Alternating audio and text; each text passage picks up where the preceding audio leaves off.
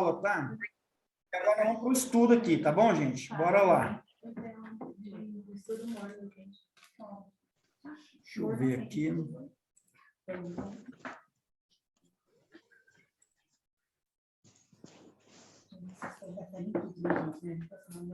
não inculco, não. Sério? Eu não inculco. Até adormecer. Eu não, porque a única coisa que eu quero é ir pro céu. Tipo, Não importa como. Eu inculco muito. eu não fico inculcada. Tenho até medo de virar. Porque quem fica inculcado no Apocalipse 14... Pessoal, tá vendo, dando para vocês ver a tela aí? Alguém que está lá alguém está online aí fora da mesa aqui? Vocês viram aí na nossa tela, gente? Você está vendo que tem uma galera aqui na mesa, pastora Raquel, hoje? Tô vendo. E se você aceitar o desafio, numa próxima aula aí, nós estamos agendando para vocês virem, tá? O pessoal só queria vir aí, mais alguns alunos. Então, esse mês a gente fazendo esse trabalho um pouco diferente aí, para a gente... Escatologia, a gente quer dar uma mergulhada legal nisso aqui, tá bom, gente? Então, olha só, o que nos leva a estudar Apocalipse, né? O que nos leva a estudar Apocalipse? É isso daqui, olha, o que está falando aqui, ó, Daniel 12:4 vai dizer isso aqui, olha. Estamos nos últimos dias, e tu, Daniel, encerra estas palavras e sela este livro até o fim do tempo. Muitos correrão de uma parte para a outra, e o conhecimento se multiplicará. Gente, o que vocês acham? O conhecimento na Terra se multiplicou ou não? Nossa, Tá uma coisa de louco, é, mãe? Já tem criança nascendo falando. Fica o celular na mão. Celular fazendo selfie. Então, vamos lá. Dificuldade para a compreensão das profecias escatológicas. Ó, nós vamos caminhar no nosso livro, tá bom, pessoal? Está em casa, nosso livro. Nós vamos lá para a página... Nós falamos da introdução. Nós vamos para a página de número 1 do livro. Página de número 1 vai dizer assim, olha, no segundo parágrafo, livro, depois escatológico aí, livro com Apocalipse, que além de conter as cartas endereçadas às 7 igrejas da Ásia, que são textos, o quê? Página 3, gente. Página 3, desculpa aí, é capítulo 1. Página 3 aí, viu, pessoal? Pessoal de casa, olha aí. É lá, né, gente? Lá. Isso. Pessoal de casa aí, olha, página 3 vai dizer assim, no segundo parágrafo, ó, livro como Apocalipse, que além de conter as cartas endereçadas às 7 igrejas da Ásia, que são texto para a igreja à época, ou seja, da época lá, também dizem dos 7 períodos da igreja na Terra. Então, veja bem, o Apocalipse ele vai começar com Jesus se apresentando a João e falando sobre 7 cartas para entregar 7 igrejas. Então, isso se aplica literalmente, na época havia 7 igrejas na Ásia, havia mais de 7 igrejas, mas foi para 7 que foi enviadas essas mensagens. Agora, essas 7 igrejas falam das 7 dispensações da igreja de Deus na Terra. E na última carta, que se não me engano é para Laodiceia, representa a nossa era agora, representa o nosso tempo agora. Nós representamos a igreja de Laodiceia. É só a gente ler lá o que é que a igreja de Laodiceia, como que ela se comportava, como que as coisas eram. Você vai ver que tem tudo a ver com o nosso tempo agora, que é a última igreja. É a última igreja. Então tem esse mover. A escatologia é isso. O profeta vai falar alguma coisa que se cumpre ali na hora, que se cumpre tempos depois e que se cumpre muito mais longe ainda. Então, teve coisas que o profeta Isaías, por exemplo, teve coisas que ele falou que se cumpriu no tempo dele. E teve coisas que ele falou no mesmo texto que era para se cumprir um pouco no tempo dele. Outro pouco, um exemplo, outro pouco era para se cumprir na vinda de Cristo, já se cumpriu, e o outro vai se cumprir ainda em Apocalipse. Peraí. Então, isso a gente vai caminhar nessas linhas aí tênue. Sei lá, né? Israel já foi estabelecido como nação depois de 1.800 anos de dispersão. Vocês lembram de Ezequiel 37, Vale dos Ossos Secos? Por que Ezequiel teve aquela visão? Porque o povo de Deus estava espalhado como se não fosse nação. Eles foram espalhados pela terra. Foi quando os judeus foi para a Alemanha, Hitler faz perseguição lá. Hitler, por exemplo, se eu disser para vocês que Hitler foi levantado por Deus, vocês vão falar, poxa vida, foi levantado para cumprir uma profecia. A profecia de que Israel, o povo, os judeus, eles teriam que voltar para a nação, ser nação de novo. E só tinha uma forma deles voltarem para a terra deles. É aonde eles se espalharem, Deus dá perseguição. E o único lugar que recebia eles de volta era Israel. As outras nações não queriam eles de volta, para cumprir uma profecia de Deus. Então, o Vale de Ossos Secos ali, teve coisa que já cumpriu em 1852, não me lembro bem. Não me lembro bem. Quando, há pouco tempo, Israel se tornou nação de novo, não foi? Não faz muito tempo que Israel se tornou nação novamente. Mas eles estavam espalhados sobre a terra. E aí cumpre esse Ezequiel 37 lá, que é o Vale de Ossos Secos. E que se a gente ler lá, ainda hoje, pessoal, que prega o Vale de Ossos Secos, naquele contexto lá, mas não tem um contexto profético para as nações, para o futuro.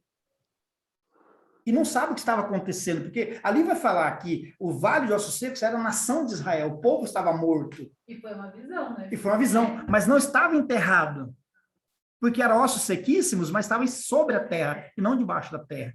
Isso significa o quê? Havia esperança para eles ainda, embora estando seco. E aí, quando vai profetizando, eles se ajuntam e formam um exército. Era Deus falando, eu vou juntar a minha nação, que parece estar morta, e eles vão se tornar um exército na terra, que é o que está acontecendo com Israel. Isso foi esses dias? Hã? Eu não marquei aqui. Como Estado. Mas tem a ver com essa profecia? Tem a ver com essa profecia. De alguma forma. Ô, pastor, Oi. Tá Pode falar, tá me Fernando. ouvindo? Hã? Então, pelo que eu andei observando e estudando, parece que essa profecia aí, ela se cumpriu lá em 1948, numa reunião da ONU. E o voto de Minerva, que é o voto que decidiu tudo, caiu no colo de brasileiro chamado Oswaldo Aranha. Exatamente. Foi lá em 1948. A partir de 48, Israel passa a ser nação oficialmente. Em 18, Exatamente. eles completaram 70 anos. 1948. Exatamente isso. Pode fechar aí, Angel. Exatamente isso aí, Fernando. E um brasileiro teve, ele que decidiu a parada, ficou empatado, e aí Israel volta a ser ou não volta a ser nação? O brasileiro foi lá e falou, volta a ser nação. Então nós temos uma ligação muito forte com Israel, nós, o povo brasileiro. Então tá, gente. Uma outra coisa, olha, essas profecias, está aí no nosso livro, olha, depois de Ezequiel 37, está assim, olha, há relatos de que os judeus já estão com os utensílios do templo prontos, pois este terá que estar reedificado para que seja profanado pelo anticristo. Então, veja bem, um dos maiores sinais de que o anticristo vai manifestar, qual é esse sinal? É o templo de Salomão. Por exemplo, o templo de Salomão foi construído no Brasil. Se fosse em Jerusalém, nós já sabia que a coisa estava preparada. Porque o templo vai ser reconstruído em Jerusalém, vai ter que ser reconstruído. Agora, até notei aqui uma observação. Teve um professor nosso lá, que é o pastor João Morelli, é professor lá, ele já foi para Israel mais de 20 vezes. Todo ano eles vão para Israel, o Instituto Bíblico vai. E ele é um dos caras que vai à frente. Então, quando ele vai dar aula dele de história de Israel, aí ele põe a mão no muro lá assim, tira foto, né, e mostra para a gente no telão. Ele com a mão no muro. Aí ele fala, esse muro aqui é disso, daquilo outro, contando a história de Israel, ele vai dar aula disso. Ele é testemunha de que em Israel existem pavilhões cheios dos utensílios. Candelabro, todos os utensílios que o templo precisa, os ornamentos do templo, estão todos preparados. Preparados. Ou seja, quando os judeus entender que é o templo, eles só estão esperando um sinal que, se não me engano, é nascer uma novilha vermelha, um novilho vermelho. Ele não tem, o sacerdote, toda vez que nasce um novilho, eles vão examinar lá, que é um novilho que tem que ser totalmente vermelho, não pode ter uma pelinha branca, nada, ele tem que ser vermelho. É o novilho vermelho, é o sinal que eles estão esperando, porque esse novilho deve ser sacrificado no templo, para eles erguer esse templo. Então, ou seja, os ornamentos que precisam já estão prontos. E para erguer o templo, é um sopro nos dias de hoje, não é que a tecnologia que Israel tem, é um sopro. É coisa muito rápida. O templo de Salomão que ergueram aqui no Brasil, na verdade, é o quê? É uma provocação? Não. É uma réplica. Não, é uma réplica Mas a e impressão muito que é fiel. uma- Uma réplica muito fiel à de Israel, muito interessante. Não é? Mas esse aí, pessoal que está online, vocês podem entrar na conversa aqui também, estiveram ouvindo os alunos que estão à mesa, tá bom, gente? Então, vamos lá, vamos percorrer mais um pouco aí, olha só. Vamos para a nossa tela aqui, que está assim, ó. Dificuldades para a compreensão das profecias escatológicas. Ou seja, quem nunca ouviu esta exclamação? Eu não consigo compreender as profecias. e, em especial, escatologia. Então, tem sempre esse ponto de interrogação. Aliás, tinha uma lenda para os nossos avós, para os mais antigos, que se um crente lesse Apocalipse, ele ficava louco da cabeça. Dava problema na cabeça dele. E Apocalipse é o único livro, pessoal, que tem o nome já declarado. Revelação. Já está revelado. A gente só precisa interpretar. Agora, por que ele é difícil de interpretação? Olha, barreiras culturais. Aí nós vamos precisar ver aqui, onde é que está as barreiras culturais, né? Na 4 aqui, olha, barreiras culturais. E na nossa tela, para os que estão em casa também, vocês aqui dá para acompanhar na tela do celular. Então, barreiras culturais. Olha aqui, ó, uma medida de trigo por 1 denário e 3 medidas de cevada por 1 denário. Apocalipse 6, o 5 e 6 vai falar sobre isso. Haverá fome tão grande e severa que o salário de um trabalhador se destinará somente à alimentação. Família terão que comprar cevada, cereal de qualidade inferior. Então, veja bem, por que é que para alguns é difícil interpretar o Apocalipse? Porque você precisa, as barreiras culturais, elas servem de impedimento, então você precisa estudar sobre isso, né? Então, quando fala de denário, o que era o denário? Já tem uma dica aí na nossa tela, né? Era dinheiro. Era a moeda da época, né? Denário na tradução original é o mesmo que dinheiro, é o mesmo que a palavra dinheiro, né? Era o dinheiro da época. E com 1 denário, por exemplo, dava para comprar na época de Jesus 8 quilos de pães. Dava para comprar 8 quilos de pães. Mas era o salário de um dia de um trabalhador. Se eu for pensar que 8 quilos de pães é muita coisa, mas se eu for traduzir isso para um dia de trabalho, né? Um dia de trabalho, vou te pagar um dia de trabalho, é 1 denário que se pagava. A gente ganha menos que isso hoje, porque 8 quilos de pães dá 80 reais. Por dia, Aonde, realmente. Sim, é 10 reais o quilo do pão. Pois é, mas hoje Gente, qualquer pessoa aí, Ganha mais coisa. ainda mais trabalhando em serviço mais pesado, ganha isso por dia, não ganha, gente? Quem ganha 100 Depende, se for uma reais por dia? faxineira, Ganha 100 reais por dia já, não? ó, se for uma diarista, Ó, ganha. Cuidador de Olha o Claudemir, bolsa, ganha 100 conto por dia, meu Deus do céu. Mas vamos lá, gente, né? Não vamos perder aqui, não. Então, tem esse problema. Acho que era equivalente a 1 ano de Um ano de trabalho. trabalho. Há 1 ano de trabalho. O valor de 1 ano de trabalho. Muito dinheiro. Por isso que Judas Descanalizado. Juras canalizou. Eu não sabia disso. Então, essas barreiras culturais é que complica para a pessoa ali. Por quê? Quem não estuda, gente, quem não vai para os estudos, para as pesquisas, a pessoa pode pregar, Claudemir? Pode, não tem, ela pode pregar. Comigo aconteceu assim, olha, os pastores que são formados em seminário, as igrejas que são organizadas, o que elas falam? Esse moço tem talento, está na igreja, eu quero ser um pastor, tá bom. O que a igreja faz? A igreja te envia para o seminário. Aí você vai para o seminário, você vai fazer teologia, você vai estudar tudo, vai se formar, vai se especializar em uma das áreas que você queira, aconselhamento pastoral, escatologia pode ser uma área que você vai se especializar em uma das áreas das correntes aqui teológica, e depois eles vão te devolver para a sua igreja. Agora você é um pastor que tem diploma habilitado, é como médico, né, para trabalhar, é como lá no trabalho da Denise, na escola, eu acredito que vocês não pegam um professor lá que não comprova que ele se formou, que ele fez magistério, que ele tem o diploma dele para mostrar ali, não tem como pegar ele para trabalhar lá. Um médico, ele não é admitido em um hospital se ele não tem o diploma dele. Assim deveria ser os pastores. Todo pastor deveria mostrar, olha, tem aqui o meu diploma, eu estudei aqui 2 anos, é o médio, mais 2 de bacharel, eu fiz aqui, está aqui o meu diploma, que é o que habilita a pessoa para estar trabalhando, que deveria ser o correto. Então, as igrejas grandes organizadas, elas já fazem isso.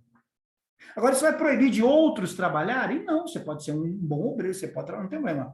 Então, eu costumo dizer o seguinte, no meu caso e de muitos outros pastores, o que acontece? Primeiro, nós pastoreamos, nós somos levantados pelo chamado de Deus.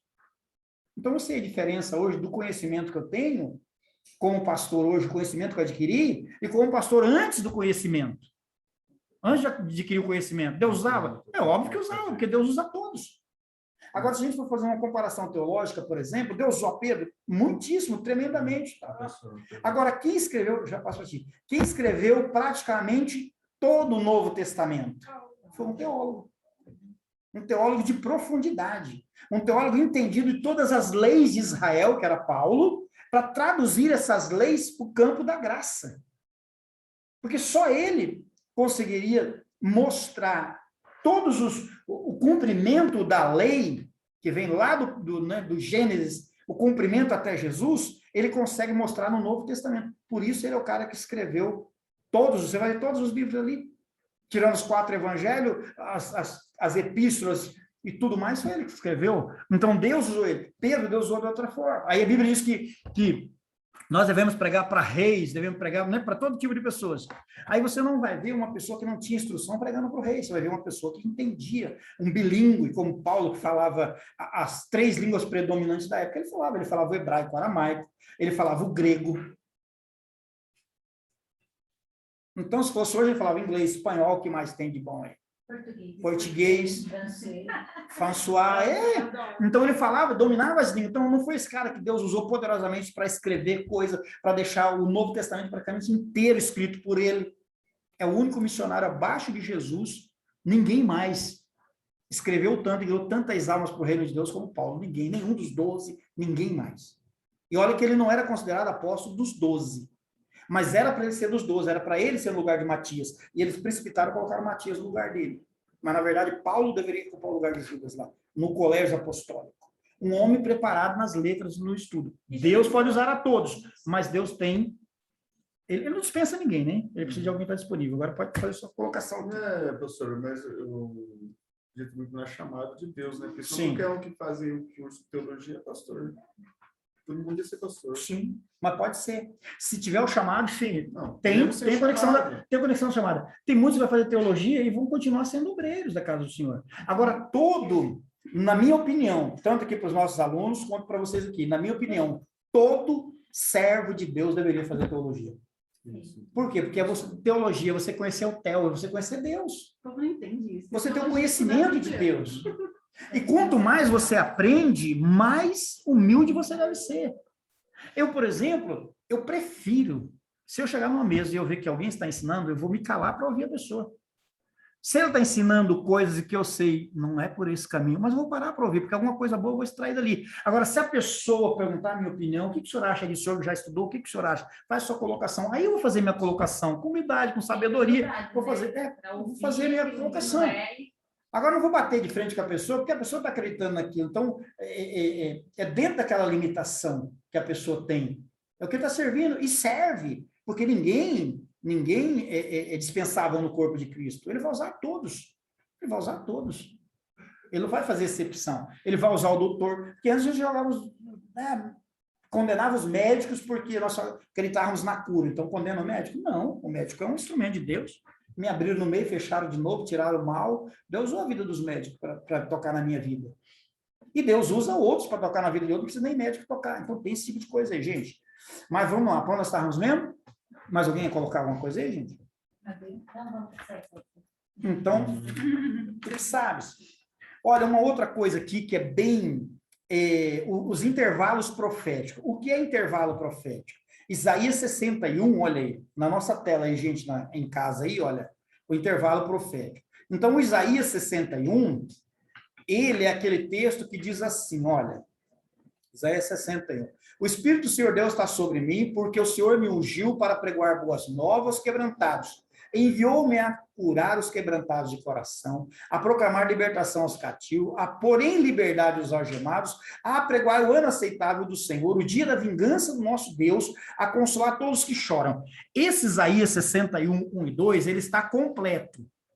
Aí vocês estão aqui na mesa, que estão em casa, vocês se lembram que Jesus entrou no templo, abriu o livro e leu Isaías 61, e depois disse, hoje cumpra essa palavra em mim?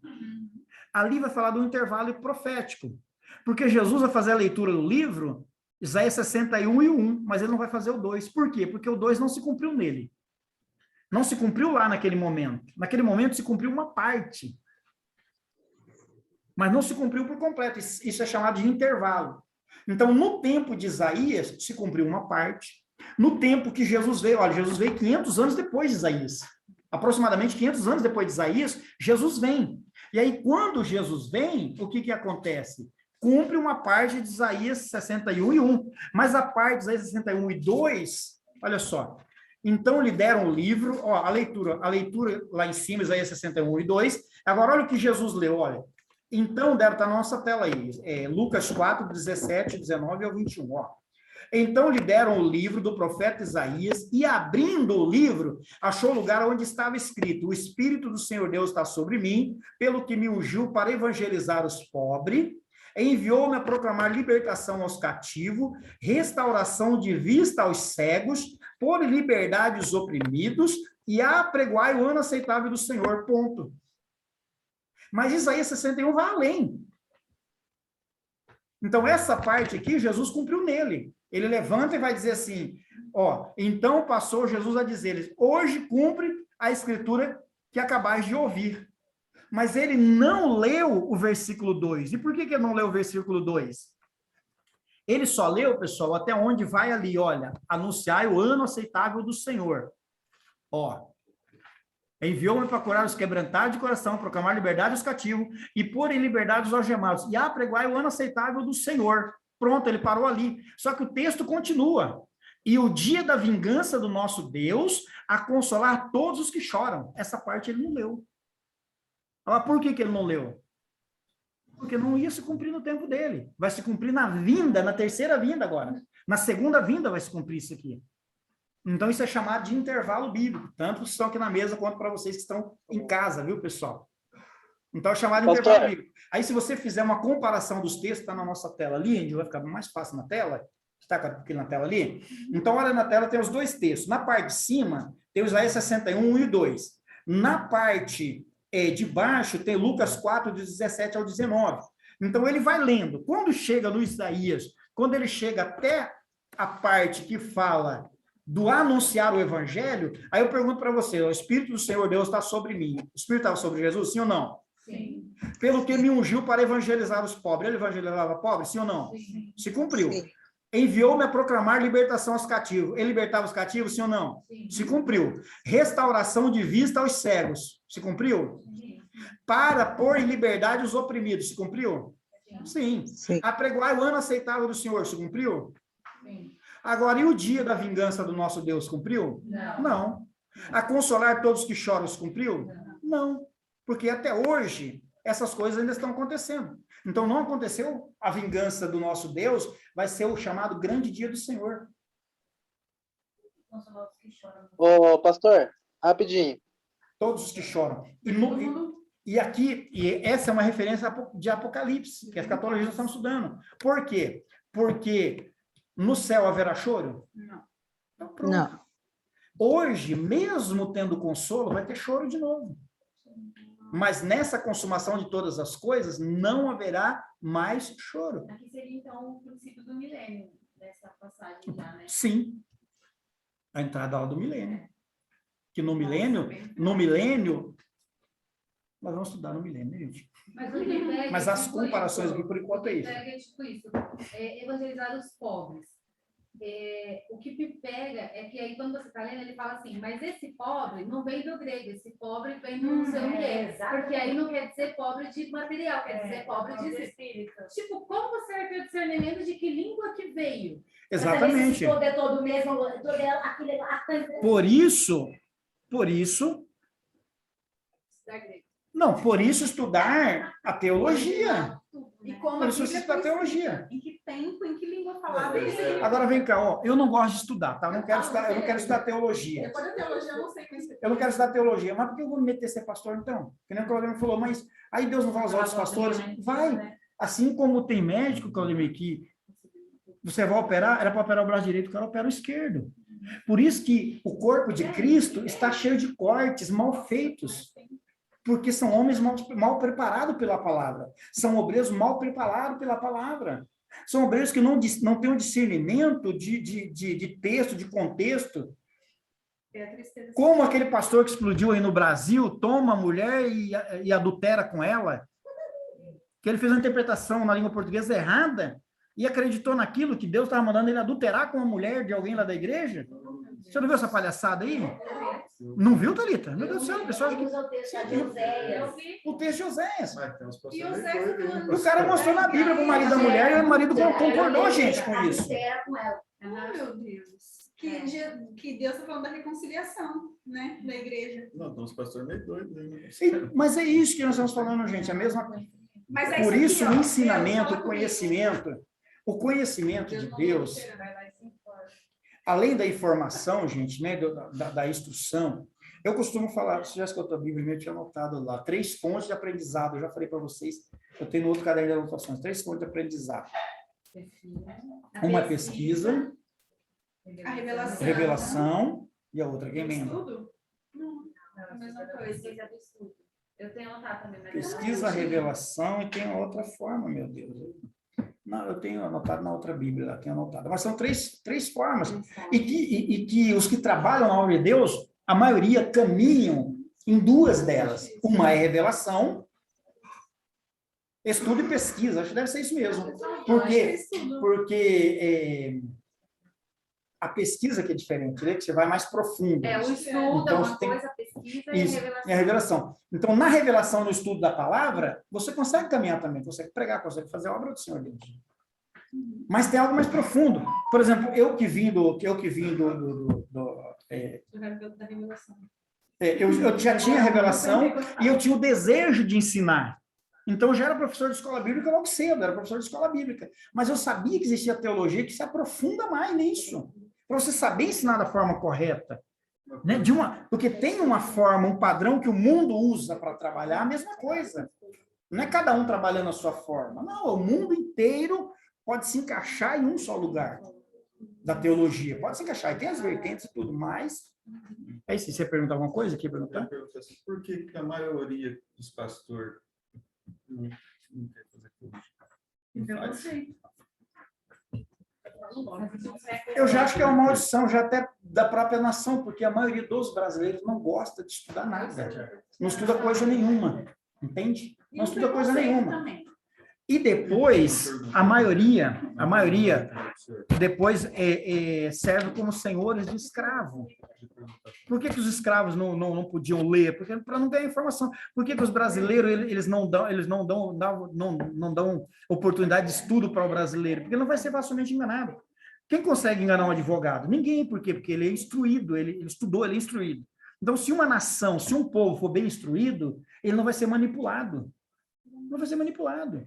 Então, por exemplo, quando você aprende a verdade da teologia, a verdade bíblica, e você vê alguém pregando e você sabe que aquilo está errado, você vai ouvir, mas você vai comer aquilo? Não. Você vai pegar aquilo que está errado, você vai pôr de lado e vai ver se sobra alguma coisa boa. Né? Se sobra alguma coisa boa para você experimentar. Agora, e se você não tem conhecimento? Tudo que a pessoa te der, você vai comer. Tudo colocar na sua frente, você vai comer. Você vai aceitar, você vai achar que está normal aquilo ali. E não é assim, gente. Pastor, mas diante de Deus, né? Que o senhor falou, né? Da pessoa que aceita tudo aquilo que é oferecido, tudo aquilo que é servido. A gente vê cada coisa, cada porcaria assim, um português claro mesmo, cada porcaria que é oferecida para as pessoas. Tem pastor que cospe na boca da pessoa. Tem que peida na cara da pessoa. Tem um tá lá na discurso internet. demonifia dentro da garrafa. Sabe? E aí, a minha indignação... Aí teve um que mandou o povo comer capim, e o povo aplaudindo, e as pessoas lá pastando. Aí, a minha indignação a gente vê essa pessoa ridícula, tem que mandar prender ou internar porque é um louco, tudo bem. Mas e as pessoas que acreditam num cidadão desse, pastor? Assim, realmente, a pessoa ela se deixa manipular, ela vai pagar um preço diante de Deus. Aí, sabe, eu não consigo acreditar que a pessoa... realmente não vê que isso é ridículo, para não falar outra coisa. Não, né? Ô, Rodrigues. Ela bebe, o pastor bebe água. Gabi, teve um que beija. Tem um que Vê lá com ele beija, se ele consegue pra tirar fazer demônio, beija a mulher. uma terceira para mim. Mas com a terceira a gente vê depois como é que faz. Ele tem relação com Gente. os membros da igreja, porque ele fala que o sêmen dele era consagrado. Tem todo tipo de coisa Não, mas terrível, as pessoas né? acreditam nisso, é isso que eu não consigo. Pessoal, vocês de casa aí, tá conseguindo acompanhar aí a conversa, gente? Tá conseguindo? Tá conseguindo aí, pastora Raquel, entender?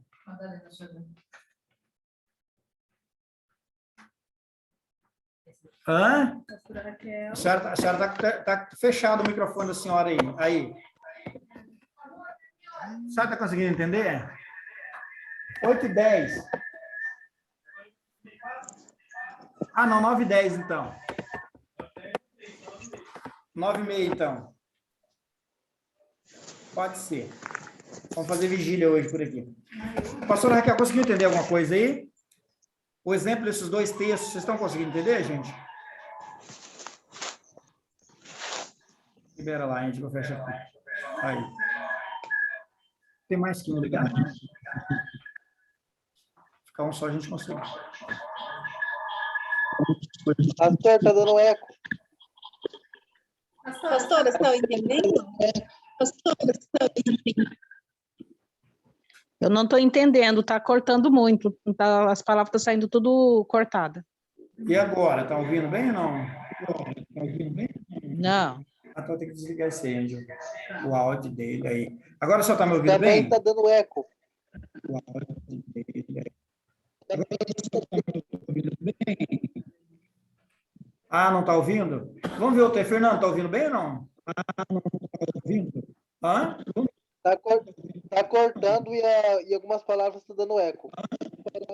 Cortando e dando eco. Meu Deus do céu, hein, gente? E agora? Cortando e dando eco.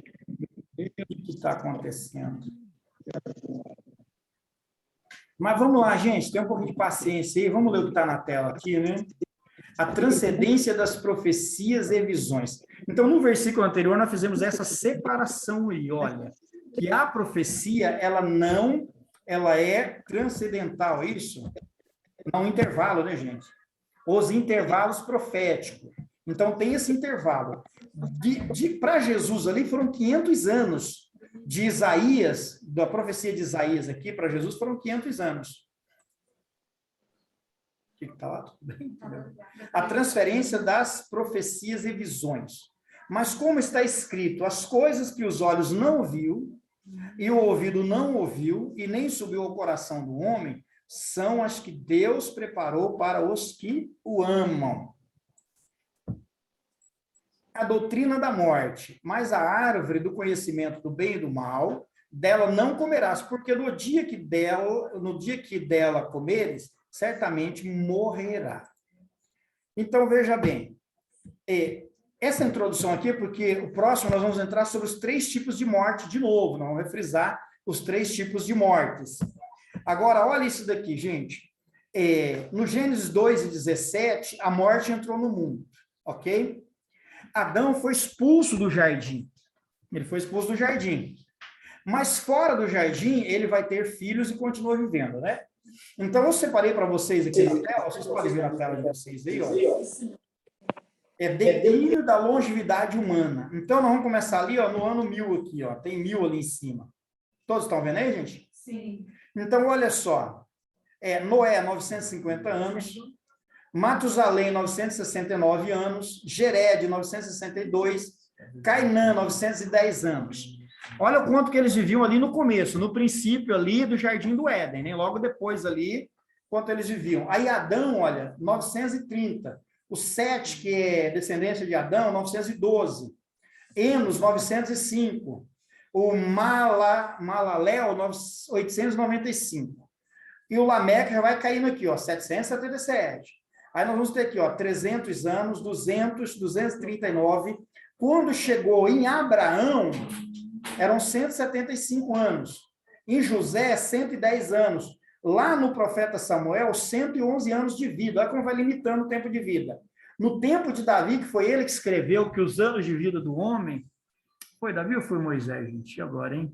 Mas já na época de Davi, Davi vai viver quantos anos? 71 anos. Agora, o que eu mais fiquei admirado foi Salomão, gente. Quantos anos? 58 anos. Olha só, de 950 anos, de 930, que foi Adão ali, olha, caiu para 58. E hoje, qual que é, no relógio de Deus, o tempo de longevidade do homem? De 70 a 80 anos. Por quê? Se a gente for fazer uma analogia aqui, olha, em 900 anos, estava mais perto de Deus ali ou mais longe de Deus? O que vocês acham? Quando os homens viviam 930 anos, como Adão. Ele estava perto? Mais perto. Mais perto. Como assim? Adão, quem está mais perto de Deus? Adão ou nós? Ele vinha... Cronologia humana, Angel. Ah, Cronologia humana, da humanidade. Né? Cronologia da humanidade. Adão estava mais próximo de Ah, então Deus. acho mais saudável. Vivia mais. Sim. Que as comunidades que Vou ficar mais são perto de Deus. vegetarianas vivem mais mesmo. Exatamente. Por quê?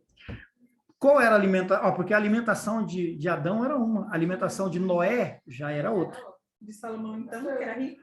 Mas uma dúvida que eu sempre tive com relação a isso, a contagem dos anos deles nessa época era da mesma forma que a gente conta os Da anos mesma hoje? forma.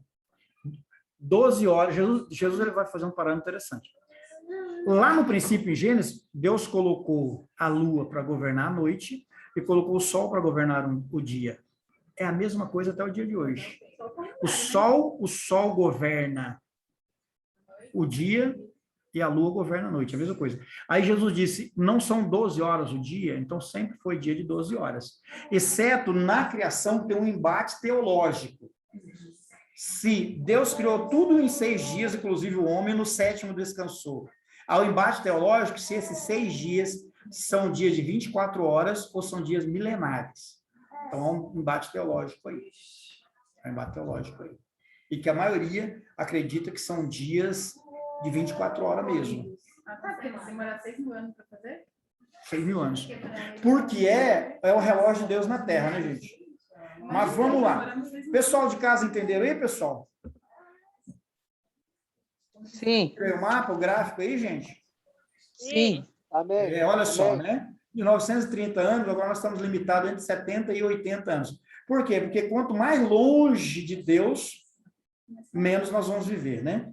Quanto mais perto de Deus, mais nós vamos viver. Se Adão está perto de Deus aqui, está do lado de fora do jardim. Mas e se ele está dentro do jardim? Vocês acham que ele teria uma limitação? Seria eterno como Deus é. Então, por isso que todos nós, pessoal, vamos ter que nos encontrar com Deus para sermos eternos. Já tá caindo aos pedaços. Então, nós vamos trocar os 70 e 80 anos pela eternidade. Nós vamos ser promovidos, na verdade. E isso parece triste para aqueles que não entendem, aqueles que não estão em paz e não entendem a obra redentora que Cristo fez. Por quê? Porque quando alguém sabe que está doente, pode ter uma possibilidade mais rápida de morrer do que os outros, a pessoa se entristece Deveria ficar feliz, e né? deveria se alegrar. Deveria ficar saudável para Por quê? Porque a morte, ela nos promove. Ela nos promove. A morte, eu costumo dizer que a morte é a chave que abre os portões do Éden, né? Você volta para o jardim de Deus, vai voltar a ser eterno lá com o Senhor. Mas vamos embora, tem pessoal do outro lado. Tem pessoal do outro lado. Olha, as 3 mortes, morte espiritual, morte física e morte eterna. Essas 3 mortes, nós vamos aprender aqui que Jesus restaurou esses níveis. No Anjos, Doutrina dos Anjos, e lá nós fizemos cuidado. Gente, nós temos 1 minuto aqui para vocês que estão aí fora. 1 minuto só, para a gente terminar. Eu vou falar com vocês lá no grupo do WhatsApp, tá bom? Vai acabar aqui, eu vou lá para o grupo do WhatsApp conversar com vocês. Se vocês se interessarem por mais uma terceira aula, a gente vai poder entrar para falar alguma coisa, tá bom? Então, com o pessoal aqui na mesa. Então, se vocês interessarem, nós vamos para uma terceira aula, tá bom? Se vocês quiserem permanecer. Ah, tô tranquilo, não vou fazer nada agora, eu quero ir para a terceira.